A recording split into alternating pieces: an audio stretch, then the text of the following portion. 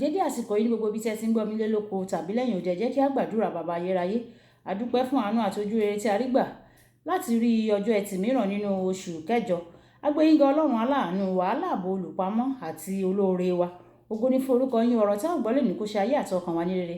Ká má jẹ́ olùgbọ́ ọ̀rọ̀ nìkan, ṣùgbọ́n ká jẹ́ olùṣe ọ̀rọ̀ náà. Tí a gbàdúrà lórúkọ Jésù Kristi Olúwa wa. Àmín ní orúkọ Jésù. Ìwé ọ̀run ṣíṣí tí a ti ọwọ́ olùṣọ́ àgùntàn yín náà kọ Adéjàre Adébóyè kọ. Ní ọjọ́ ẹtì ọjọ́ kẹsàn-án oṣù kẹjọ. Àkòrí tí a ó gbé yẹ̀wò sọ pé gbé pẹ̀lú ìlànà rẹ̀ apá kejì. Gbé pẹ̀lú ìlànà rẹ̀ apá kejì. A mú àkọ́sórí wa nínú ìwé Jákọ́bù orí ìkejì ẹsẹ̀ ìkejì-dín-ní-ogún. Jákọ́bù orí ìkejì ẹsẹ̀ ìkejì-dín-ní-ogún. Ṣùgbọ́n ẹnìkan ló wí pé, ìwọ ní ìgbàgbọ́, èmi ní iṣẹ́. Fi ìgbàgbọ́ rẹ hàn mí ní àìsí iṣẹ́.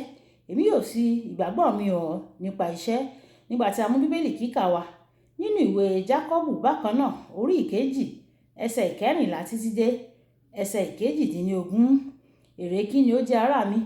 Bí ẹnìkan wí pé òun ní ìgbàgbọ́ ṣùgbọ́n tí kò ní iṣẹ́, ìgbàgbọ́ ní lè gbani bí? Bí arákùnrin tàbí arábìnrin kan bá wà ní ìhòòhò tó sì ṣe àìní oúnjẹ òòjọ́, tí ẹnìkan nínú yín wí fún un pé ẹ máa lọ ní àlàáfíà, kí ara yín kí ó má ṣe tutù, kí ẹ sì yọ̀, ṣùgbọ́n ẹ kò fún un ní nǹkan wọ̀n-ọn-nì tí ara rẹ̀ fẹ́ fún un. Èrè kí ni ó jẹ́? Bẹ́ẹ̀ sì ni ìgbàgbọ́ bí kò bá ní iṣẹ́, òkú nínú ara ni o. Ṣùgbọ́n ẹnìkan lè wí pé, ìwọ ní ìgbàgbọ́, èmi ní iṣẹ́. Fi ìgbàgbọ́ rẹ hàn mí o ní àìsí iṣẹ́. Èmi yóò sì fi ìgbàgbọ́ mi hàn ọ́ nípa iṣẹ́. Wàyí ẹ tẹ́tí bẹ̀rẹ̀ jẹ́ láti gbọ́ ohun tí olùṣọ́ àgùntàn yín náà kọ Adéjàre Adébóyè ní fún wa ní ẹni ọjọ́ ẹtì. Lánàá mo bẹ̀rẹ̀ sí ní kọ́ni nípa iṣẹ́ pàtàkì gbígbé nípa àwọn ìlànà Ọlọ́run. Lónìí màá kàdí ẹ̀kọ́ náà. Mo dúpẹ́ lọ́wọ́ Ọlọ́run fún oore ọ̀fẹ́ rẹ̀, ṣùgbọ́n mo tún dúpẹ́ lọ́wọ́ rẹ̀ fún mímú mi kẹ́kọ̀ọ́ jinlẹ̀ nínú ìṣirò kí n tó di àtúnbí. Tí ohunkóhun bá wà tí ìṣirò ń kọ́ni, ohun náà ni pé àwọn ọ̀nà láti ṣe nǹkan yóò ṣiṣẹ́ nígbà tí o bá mú àwọn ohun kan ṣe. Fún àpẹẹrẹ, nínú igun onígun mẹ́ta alápá ọ̀tún, àròpọ̀ ìpele oníméjì yóò jẹ́ nǹkan náà pẹ̀lú ìpele méjì igun ọ̀tún. Èyí yóò jẹ́ òtítọ́ ní ìgbà gbogbo, bóyá ní ayé ni tàbí nínú òṣùpá.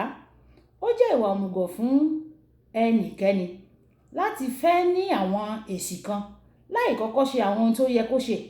Kódà a ní láti baptisi Jésù Kristi láti ọwọ́ Jòhánù onítẹ̀bọmi kí ó bá lè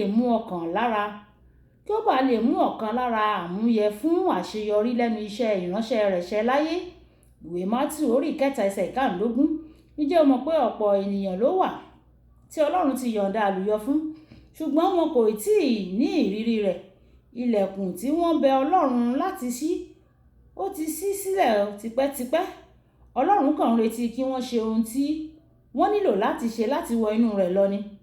Ó ṣe ní láàánú, ọ̀pọ̀lọpọ̀ wọ́n fi ìdáhùn sí àdúrà wọn ṣòfò nítorí wọn kò kọ́ láti gbọ́ràn sí àwọn ìlànà kéékèèké.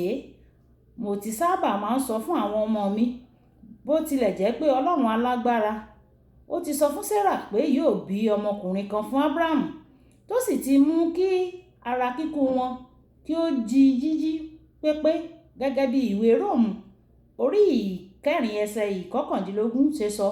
Tí Ábúráhámù kò bá ní ìbálòpọ̀ pẹ̀lú rẹ̀, a kò ní bí Ísákì láéláé o. Ọ̀pọ̀lọpọ̀ iṣẹ́ ìyanu ni Ọlọ́run ti jọ̀wọ́ fún àwọn ọmọ rẹ̀, ṣùgbọ́n dípò kí wọ́n ṣe ohun tí yóò mú wọn gba iṣẹ́ ìyanu náà, wọ́n ṣe ohun ti ẹ̀mí lọ́nà àìtọ́. Wọ́n ṣe ohun ti ẹ̀mí ní ọ̀nà àìtọ́. Nípa ṣíṣe ohun ti ẹ̀mí lọ́nà àìtọ́, ohun tí mo sọ ni pé wọ́n jẹ́ ẹni ẹ̀mí lọ́nà òdì.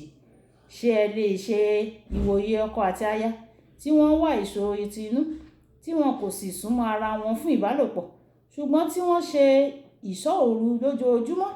Tàbí akẹ́kọ̀ọ́ tí kò kàwé rárá o, tó ń gbàdúrà ní gbogbo òru láti yege nínú ìdánwò tó ní agogo 8 òwúrọ̀.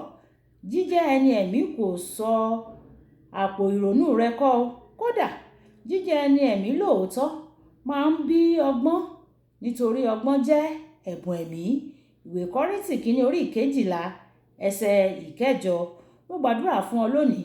Jíjẹ́ ẹni ẹ̀mí lọ́nà òdì kò ní jẹ́ ìpín tirẹ̀ ní orúkọ Jésù. Èṣù kò ní di ojú rẹ sí àwọn ìlànà tí yóò mú àlùyọ wá fún ọ.